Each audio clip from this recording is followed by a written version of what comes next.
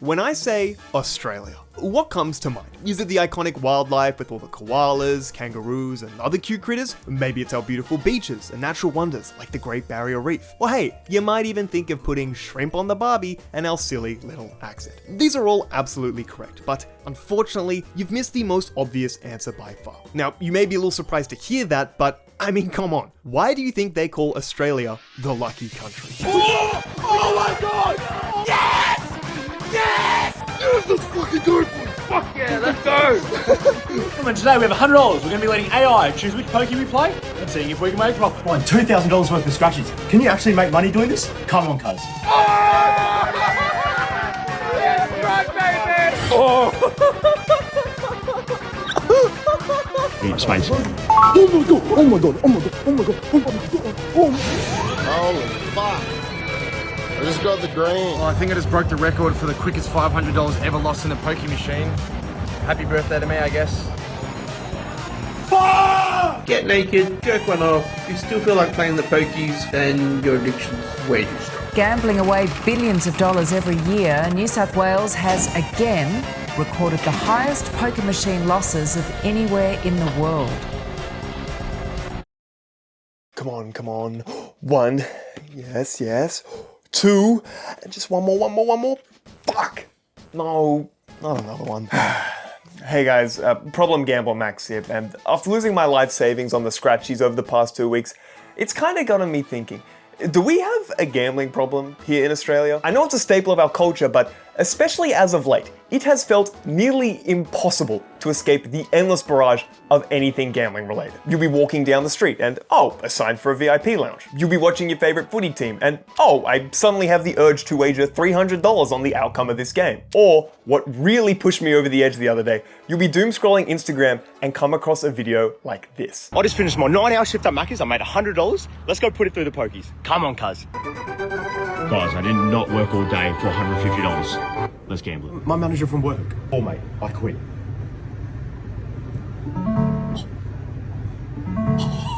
I quit, Paul. I told that.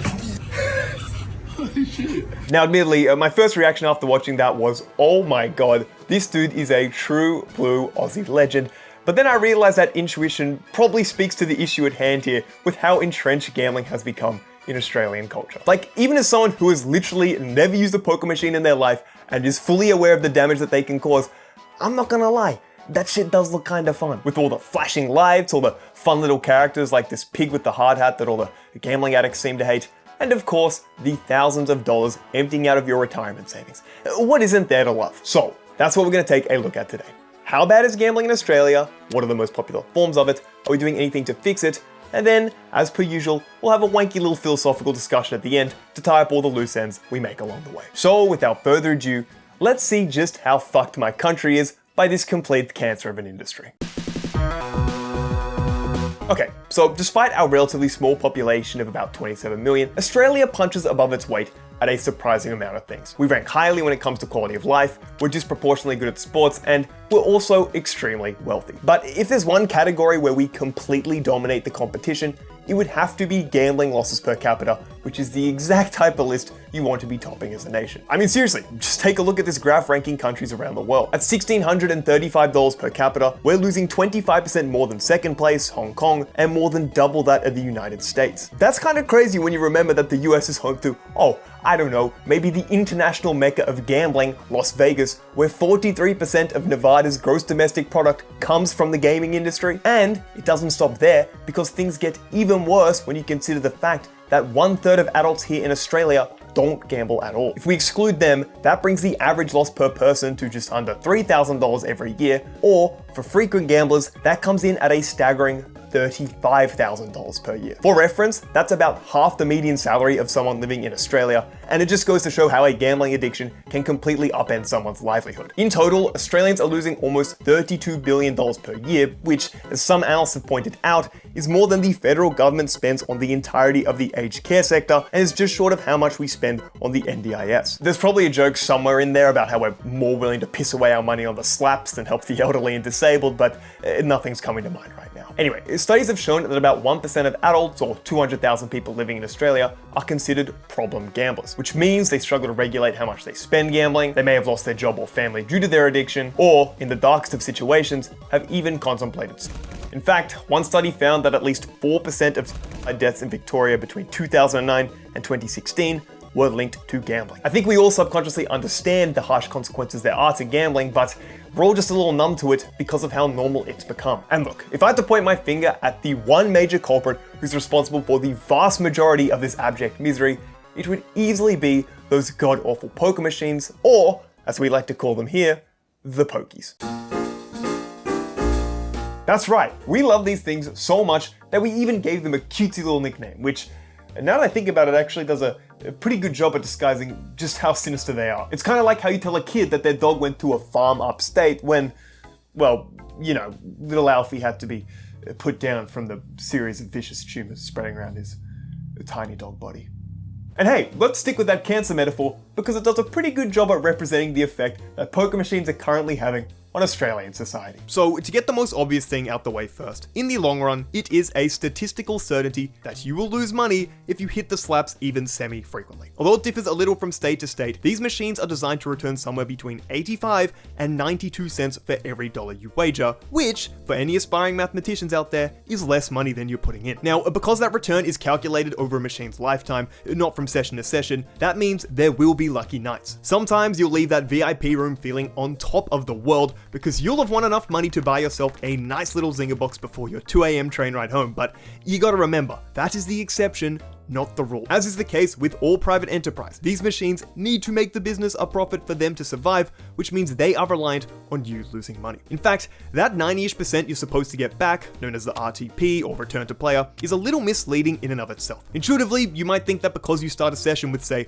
$300, you'll only lose 10% of that money by the end of the night, but that's actually not how the math works. To use an example from an old ABC article, let's say you bet $1 at a time at a rate of about 10 spins per minute. Now, because you'll win a little bit of money here and there, which allows you to gamble longer, that means you're able to play for 5 hours, and you'll have gone through 3,000 spins, which equates to $3,000 during that period. So, when the machine is calculating its 90% return, that's the number it's looking at, not the $300 you walked in with. And if we're getting 90% back on what we've gambled in total, that's a return of $2,700, aka a $300 deficit, aka you will have lost everything you walked in with. So yeah, if it wasn't clear before, these things are a black hole for your hard-earned cash. I mentioned earlier that we're losing close to $32 billion a year on gambling, and you'll be happy to know that exactly half of that comes from the $15.8 billion we're donating to the Pokies. So what gives? Why is this our drug of choice when it comes to gambling? Well, despite only accounting for 0.3% of the world's population,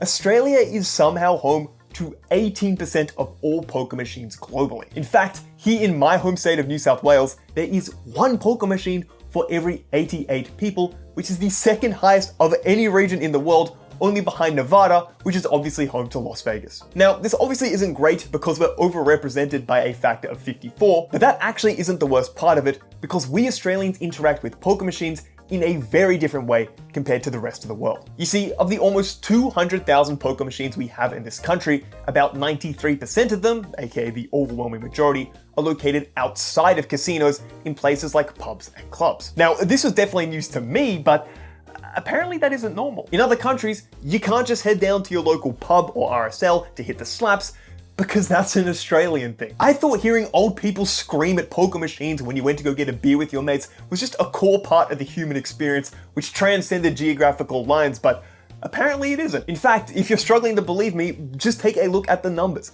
Of poker machines not located in casinos globally, 76% of them are in Australia. That is an unbelievable proportion. And hey, when gambling is made that readily available, especially in combination with the service of alcohol, it turns out that people are gonna do it, and do it a lot. Now, before I get too ahead of myself, it technically isn't like this everywhere in Australia. Of the 8 states and territories which make up this great nation, there is one place where it's illegal for poker machines to exist outside of casinos, and that is Western Australia. They banned them all the way back in 1985, which means if you want to get on the slaps in WA, you'll have to head to the Perth Crown Casino, because that's literally the only building in 2.6 million square kilometers where their existence is permitted. And hey, I know this may be a little surprising, but do you know what happens to the level of gambling in your state when you make poker machines that restricted? Well, it goes down. These numbers are slightly dated, but back in 2019, Western Australia had the lowest amount of gambling expenditure in the nation at just $650 per capita, which was 60% lower than my home state of New South Wales, which sat at a whopping $1,600 per capita. Now, to be fair, I'd rather spend eternity burning in hell next to Matt fucking Walsh than live in Perth for an extended period of time. But I gotta admit, you guys are doing one singular thing better than us on the East Coast, and that is your hardline stance on the pokies. And look, if we bring our attention back to New South Wales, it's not hard to see who is getting hit the hardest by poker machines. If you examine the 33 local government areas which make up Greater Sydney, you'll find that between July and September 2024, Cumberland lost the third most money on poker machines at $133 million, Fairfield lost the second most at $173 million, and Canterbury Bankstown lost the most at $190 million. Now, do you want to know a funny little trend about the three areas I just mentioned? Well, it turns out that Cumberland has the fourth lowest median household income in Sydney, Canterbury Bankstown has the third lowest, and Fairfield has the lowest. Isn't that a bit strange? It almost suggests that these devil machines are targeting vulnerable people the most by offering them the illusion of financial hope. Maybe? Now, you might think that's a stretch, but just have a listen to what hospitality billionaire Sam Arnott has been doing in Alice Springs. For non-Australians, Alice Springs is located in the dead center of the country and is home to a significant population of Indigenous Australians, and it has had a lot of issues, especially in the past several years. There have been numerous systemic failings which have led to rampant levels of crime and alcoholism, and it's previously been described by the United Nations as worse than third world countries. But remember, when some people see a vulnerable population struggling, others see a great business opportunity. As the government was implementing harsh restrictions like curfews and alcohol bans to curb the amount of crime, Sam Arnott thought it was a good time to introduce an additional 174 poker machines to the town. This was a 60% increase in 4 years, and now means there is one poker machine for every 50 people who live in Alice Springs. Like, don't get it twisted. These people know vulnerable areas like this are at serious risk of falling into the grips of gambling addiction, and that's why they do it. The more people whose lives they can upend with the pokies equates to more boatloads of profit for them. As gambling expert Charles Livingston said, these venues have obviously been built to cater for the Indigenous population of Alice, and they are robbing them blind. Pokies offer people an escape from reality. When your day-to-day experience is anything comparable to what life can be like in Alice Springs, it's not hard to see why so many people have been sucked into the trap. And hey, once you start on these things, it's hard to stop. Some of the most intelligent people globally have designed these machines to be as addictive as is humanly possible. To quote a report from the Grand Institute back in 2024, the wiring of our brains makes us vulnerable to gambling harm. Pokies' audio-visual features, variable payouts, near misses, and losses that appear to be wins all provide regular dopamine hits and hijack the brain's core decision-making processes. You know, every time you barely miss out on a full line of cherries or fucking pigs in Huff and Puff, that's intentional. They've done the studies, they know how our brains light up after near misses, and they know how to capitalize on that to siphon as much money out of your pockets as possible, especially if you're somebody who's predisposed to a gambling addiction. I mean, God, there's this one guy on Instagram who has a bit of a cult following called WinBoost69 who loves the slaps and went from saying how he lost $2,000 in a night and was gonna stop gambling. Probably scared me straight. I don't really feel like going for a while. Let's take a long break from the pokies, yeah, be good for me. To then posting a video literally 3 hours later of him winning $20 on the pokies. That's $20, just a lucky guy. It is undeniably addictive, as once it sinks its teeth into you, it's hard to get them out. There are countless stories of people going into tens of thousands, if not hundreds of thousands of dollars of debt due to their gambling addiction, and having to declare bankruptcy or sell off major assets like their family home just to stay afloat financially. But okay, Australia's love of gambling isn't just limited to the pokies. It is by far the biggest culprit when it comes to our national addiction, but there's actually been a different type of gambling which has become increasingly popular over the past 2 decades. Now, to introduce it to you, I have but a simple question. What happens when you take one of Australia's biggest cultural landmarks and combine it with one of Australia's other biggest cultural landmarks? Well, that's how you get 200 ads for Sportsbet per hour on free-to-air television. Now look, I gotta come clean to start this section off. I may or may not have partaken in a little bit of sports betting in my time. Yeah, I know how hypocritical that the guy criticizing Australia's gambling problem is himself a degenerate gambler. In fact, I literally won $22 the other week when the Thunder beat the Timberwolves, and I'm probably going to be betting during the NBA Finals too, because #ThunderUp. So hey, at least I can bring a modicum of personal experience to this terrible, no good, awful industry. But okay, what is the deal with sports gambling in Australia? Well, to be honest, I don't think I could have crafted a more perfect combination for this country if I tried. I mean, really, the only thing that could make sports and gambling more Australian is if you added casual drinking to the mix. And trust me, some people have that hidden third option on lockdown. Now, to be fair, sports betting has only begun to surge in popularity in the last decade or so. Back in the ancient times of 2015, only 5.9% of men reported that they bet on sports, but 7 years later in 2022, that was all the way up to 9.3%. You don't really tend to see things jump in popularity like that without some significant force at play. And in this case, that force happened to be 1, betting becoming more accessible as phones have improved, and 2, the massive explosion in marketing. Now, excuse me for the foul language, but holy fuck, we have reached truly comical proportions of sports betting ads in daily life here in Australia. It doesn't matter if you're on your phone, you're watching television, or just going for a walk down the street, if there is the possibility for advertising material to reach your eyeballs, you will be bombarded with gambling propaganda. You'll see ads from Sportsbet, Bet365, Ladbrokes, Neds, Tab, PointsBet, Dabble, Glorp Scores, Flaffle Picks, Spoobles, and Picklebet? There's actually a sports gambling platform called Picklebet.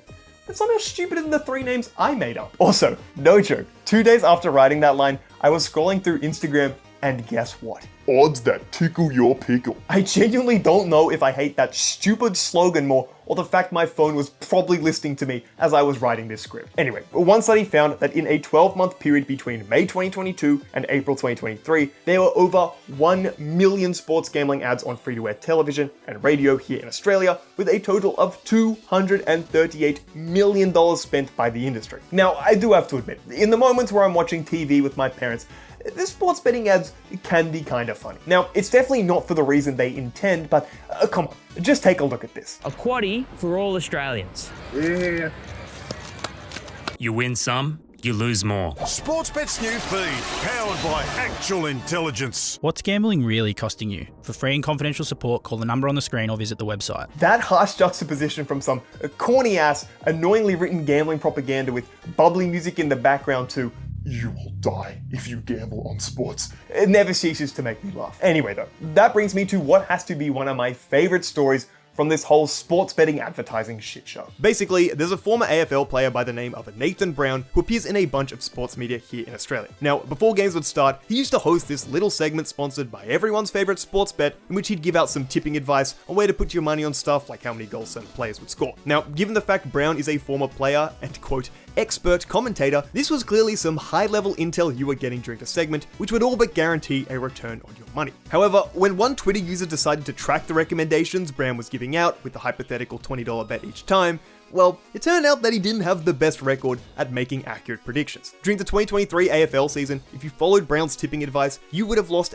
$821 over the course of 6 months, and it didn't get much better the following season when you would have found yourself over $700 in the red. I mean, just take a look at the graph from 2024. Besides a slight resurgence after round 8, you were better off throwing your dollar bills into an open fire than following Brown's tipping advice. And unfortunately, this year in 2025, it appeared too many people caught onto the bullshit of this sports bet segment as it ultimately vanished from television entirely. When asked, a spokesperson noted that the choice to remove it was based on, quote, listening to stakeholder and community sentiment on TV gambling advertising. Now sure, that's definitely a positive change, but if you're gonna consider community sentiment, why not listen to the 76% of Australians who support a complete ban for betting ads on social media and television? Now, on top of that more blatant form of advertising, you may also notice that an alarming proportion of sporting teams in Australia are sponsored by gambling companies. If you take a look at the NRL, over 60% of teams have some form of gambling sponsorship, and in Queensland specifically, 8 out of 13 of their major sporting teams are sponsored by casinos and betting companies too. As a byproduct, sporting symbols and brands become ubiquitous with our favorite sporting franchises,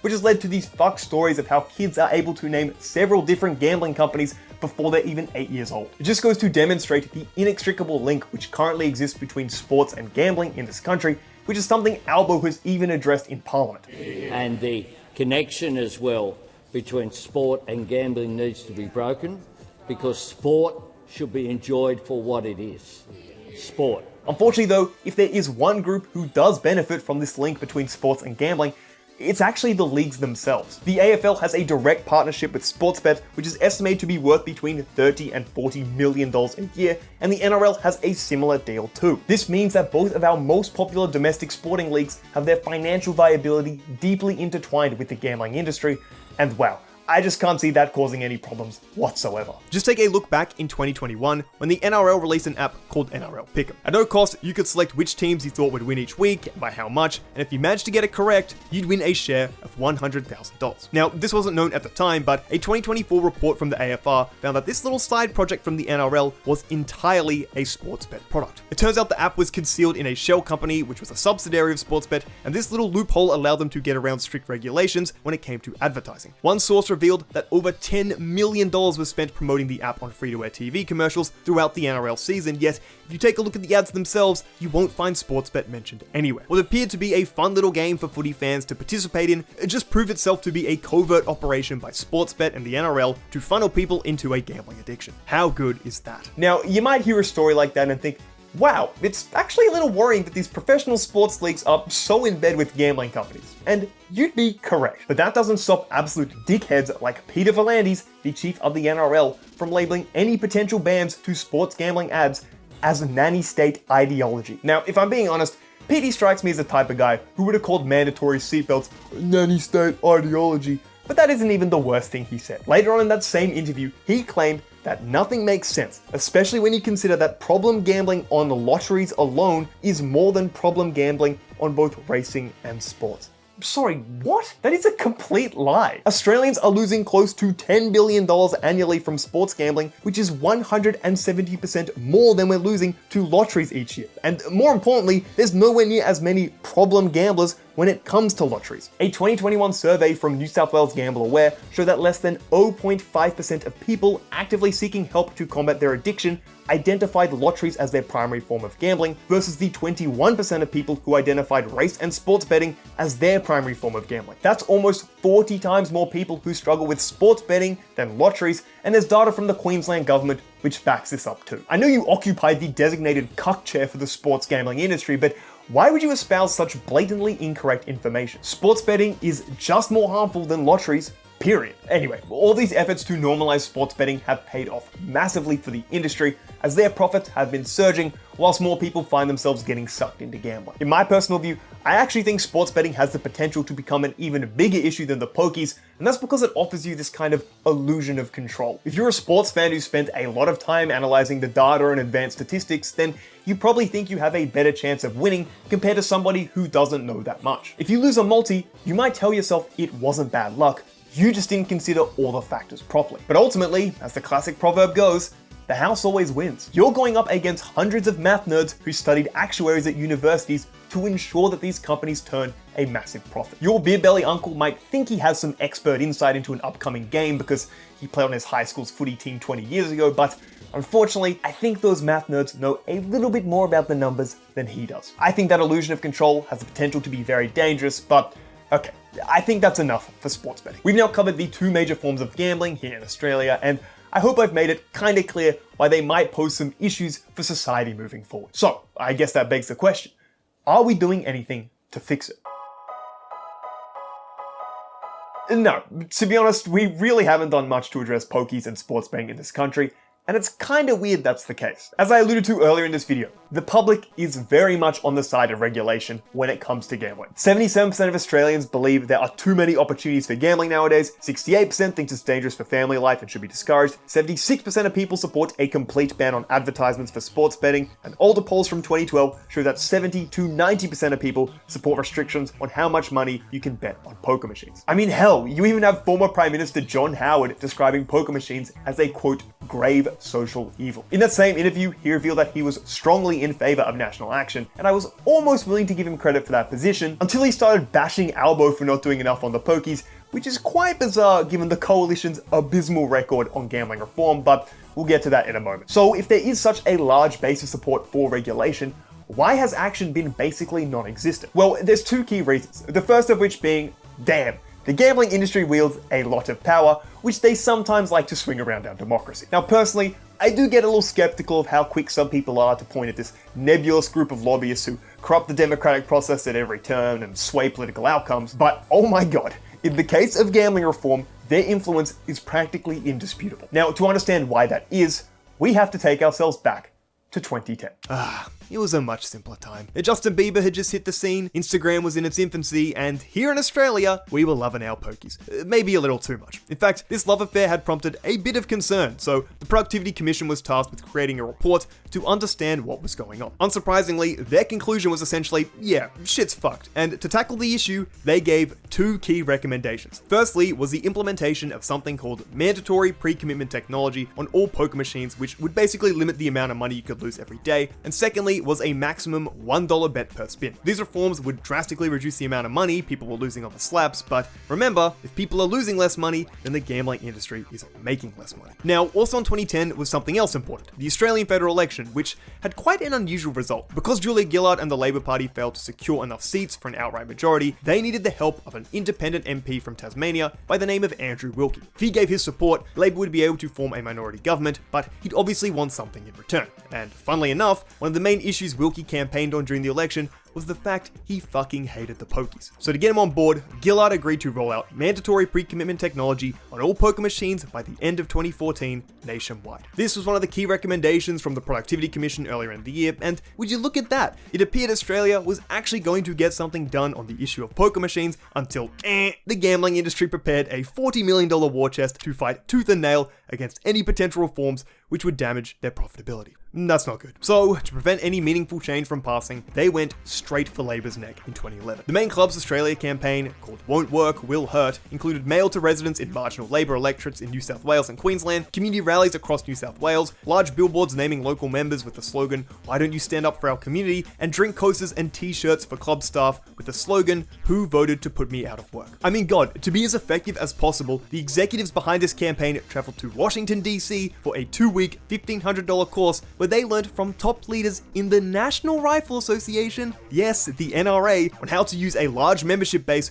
to force political outcomes. I don't really think your intentions can get much more explicit than having the LeBron James of government lobbyists help you out. Now remember, Labor was in a very precarious situation after they lost 11 seats at the 2010 election. Their hold on power was tenuous at best, and by threatening the party's most vulnerable seats with this targeted campaign, well, it scared the shit out of them. Ultimately though, it turned out that Labor didn't even need to rely on Wilkie for support in government after Peter Slipper defected from the coalition, which meant any chance of substantial pokey reform was thrown out the window. The final legislation which ended up passing was a completely watered down version of the Productivity Commission's initial recommendations, with some politicians describing it as, quote, piss weak. And to really add salt to the wounds here, at the 2013 election where Tony Abbott and the coalition won by a landslide, most of these reforms were repealed immediately, which took us right back to square one. As you can see, it's not really a good idea to get on the bad side of these corporations. And more recently in 2018, the Tasmanian Labor Party ran on a campaign of removing pokies from pubs and clubs in the state. And do you want to guess how that went? Well, during the election cycle, 90% of the Liberal Party's donations came from gambling interests, which according to the Grand Institute was a 10-fold increase on the amount gambling groups had given in the previous election. Do I even need to tell you that the Liberals ended up winning that election? This is just what happens when you threaten the profitability of massive industries, and it's why so much reform has been stifled in recent history. Now, there's also another reason why governments have been so reluctant to regulate the pokies, and that's because they make a lot of money off of them. If you look here in New South Wales, our state government rakes in more than $2 billion per year from gambling machine profits, and this equates to an astounding 5% of the total tax collected. If we look at things on a national level, tax revenue from gambling is estimated to be around $7 billion, and if you were to implement strict regulations, well, that means a good chunk of that money is going to vanish, which isn't ideal for governments. To quote Tim Costello, who had a pretty apt analogy to describe this situation, the state's regulating pokies is like Dracula in charge of the blood bank, a profound conflict of interest. Personally, I think this reluctance from state governments to implement reforms on the basis of reduced tax revenue is a pretty one-dimensional take. As ex-country Liberal Party Minister Shane Stone noted, if you tallied all the downstream costs to the taxpayers linked to pokey addiction, such as bankruptcy, child poverty, domestic violence, family breakdown, and mental illness, the legalization of poker machines would fail a serious cost-benefit test. Plus, there'd also be a more intangible benefit to strict regulation, as you'd have a, well, healthier society. You'd probably see more productive workers, less volatile family situations, kids with a better upbringing, and a whole plethora of other benefits which you'd struggle to identify on a big spreadsheet of government data, but would exist nonetheless. So yeah, regulation has been pretty complicated here in Australia. There's a little more I want to say on potential reforms at the end of the video, but for now, it's actually time we get to our government-mandated, Max Morrow, wanky philosophical discussion. So to cut to the chase here, The current lens which governments and policymakers look at gambling through is objectively failing. Most discussions and research around this topic, at least until very recently, have primarily focused on this individualistic idea of the problem gambler. You know, there's this tiny subsect of people who are addicted, they can't stop even when they're losing, and it's causing them significant harm. But hey, they don't really matter when you look at the vast majority of people who don't struggle with addiction because they are responsible gamblers. That is the line of thinking which underpins these discussions, but there is no evidence to suggest that this has actually reduced gambling harm, and if anything, things have only continued to get worse year after year through this framework. Now, there's a couple reasons why this individualistic framing fails, the first of which being it only worsens the way problem gamblers look at themselves. To quote Charles Livingston, an academic who has written extensively on this topic, the stigma of excessive gambling is often internalized by the individuals who gamble. This can lead to concealing problems and avoiding treatment, which can further aggravate harm. And I mean, yeah, when you exclusively present addiction as a moral failing of the individual, it leads to shame, they can withdraw about these issues, and it only amplifies the risk of poor mental health, self-harm, and now secondly, and what I think is much more important, who do you think benefits when we view gambling harm through this individualistic lens? It's the corporations. If you can just slap a gamble responsibly disclaimer at the end of an ad and leave it at that, you basically absolve yourself of any culpability as a business. At that point, they've warned you that you might lose some money if you decide to gamble, and whatever happens after that is on you. And to be honest, that's what I find so despicable about this line of thinking. These corporations are the ones who have ramped up their advertising, they've put poker machines on every corner, and they're the ones responsible for normalizing the current level of gambling in Australian society, yet they're not the ones bearing any of the cost. And look, I agree there is some level of personal responsibility which goes into this mix, and I'm not going to deny that. But think about this. What do you say to the 8-year-old kid from Fairfield, where there's one poker machine for every 54 people, who's grown up in a poor household, who loves to watch the footy, and is exposed to a wave of sports gambling apps? When he downloads fucking PickleBet the moment he turns 18 and becomes a problem gambler, are we really going to pin this as a moral failing on the kid who's been sabotaged at every stage of his childhood development? I think that's ridiculous. And I know that's a very specific example, but I just refuse to downplay the influence that gambling's ubiquity is currently having. Now, of course, that's not to suggest that we should outright ban gambling, and I'm definitely not advocating for that. I like to have a punt on sports bet from time to time when I'm watching the NBA, and I do that knowing full well that I probably won't get my money back. To quote Charles Livingston again, gambling has ancient origins, but the shape of the gambling market is entirely up to individual governments. Like sure, there seems to be some innate element of the human condition which absolutely loves to wager money from time to time. But that fact doesn't justify the current landscape of gambling in Australia, where it has been permitted to run wild. Governments have the power to mold society for the better, and nothing demonstrates that more clearly than WA, who ban all pokies outside of casinos, and wouldn't you know it, they have the least gambling harm out of any state in the country. And look, do you want to know something funny? We already have the blueprint on how to regulate people's vices here in Australia. When it became abundantly clear that cigarettes were bad for people's health, the government didn't just sit on their hands and wait for things to get worse. They took bold action over many decades to reduce the amount of harm being caused. I mean, hell, the gambling industry's current response is basically a one-to-one copy of what the tobacco industry was doing back in the day when their profitability was threatened. When Gillard pushed for plain packaging on cigarettes in 2012, the tobacco industry launched the No Nanny State campaign. They claimed it was an attack on people's liberties, the government was being overly paternalistic, and wait a minute, doesn't that sound familiar to what our good friend Petey was saying earlier? Even further back in 1976, when tobacco advertising was banned, you saw the industry claim it would negatively affect the economy, force people out of jobs, and reduce revenue for broadcasters. And again, history appears to be repeating itself because these are the exact same arguments being employed by pubs and clubs when it comes to any reforms targeting the profitability of poker machines today. Ultimately though, we as a society banded together and said, hey, wait a minute, this thing is bad and we should minimize the harm it is causing society. Now sure, some people see that as nanny state ideology, but to them I would ask, was it also nanny state ideology when mandatory seatbelts were added to cars? That was the government directly encroaching on your personal liberties to ensure that you didn't harm yourself. Or hey, if you want a much more contentious example, just look at when John Howard banned firearms after the Port Arthur massacre in 1996. It doesn't get much more nanny state than stripping a population of their right to bear arms and protect themselves, yet the vast majority of Australians don't mind a bit of paternalism if it means we don't end up with 1.65 mass shootings per day like there is in the United States. Now, with that being said, we should exercise a large degree of caution when restricting someone's individual freedoms, and I'm never gonna deny that. I'm definitely not an authoritarian, but when it comes to the societal cancer that is gambling in this country, I believe, and in fact most people believe, that we need more definitive action to limit the harm it's causing. Personally, I really like the reforms Charles Livingston has put forward in his 6-point plan, which includes a national gambling regulator, that pre-commitment technology we talked about earlier, more transparency when it comes to the gambling industry's influence over the democratic process, and God, can we please remove all sports betting ads over the next 3 years? The vast majority of Australians support this, and I think we all stand to benefit from not seeing stupid fucking pickle bet ads as we collectively doom scroll on Instagram. And look, there will obviously be some growing pains when it comes to these changes, as broadcasters will lose out on some TV revenue from gambling sponsorships, though nowhere near as much as they want you to think, and a lot of pubs and clubs are heavily reliant on the profitability of their poker machines to survive as a business. We should absolutely soften the blow wherever possible, but to quote one of my personal favorite economists, Ha-Joon Chang, in real life, unfortunately, there are few changes which hurt no one. Any meaningful reform in literally any area of policy is going to hurt somebody, and that is the unavoidable cost of change. Fortunately, and we will end on a positive note here, there is some cause for hope in Australia right now. Tasmania is looking to roll out pre-commitment technology on all poker machines by the end of this year, which will limit the maximum daily losses of gamblers at $100 per day and $500 per month. This is what the Productivity Commission wanted 15 years ago, just on a national level, and it'll be interesting to see how this plays out in the coming years. Also, there was a parliamentary inquiry into gambling back in 2023, which introduced some more recommendations, and they actually received bipartisan support. Admittedly, it has been 18 months since that report was released, and we're still waiting on Alba to push through some meaningful change, so fingers crossed we see that soon from our beloved God Emperor. As per usual, when covering massive issues like this, there's a lot of stuff I couldn't get to, including the level of crime and money laundering going through casinos, the prevalence of lotteries, and the influence of online gambling platforms like Stake. I also think there's some interesting discussions to be had about regulating vices more generally, like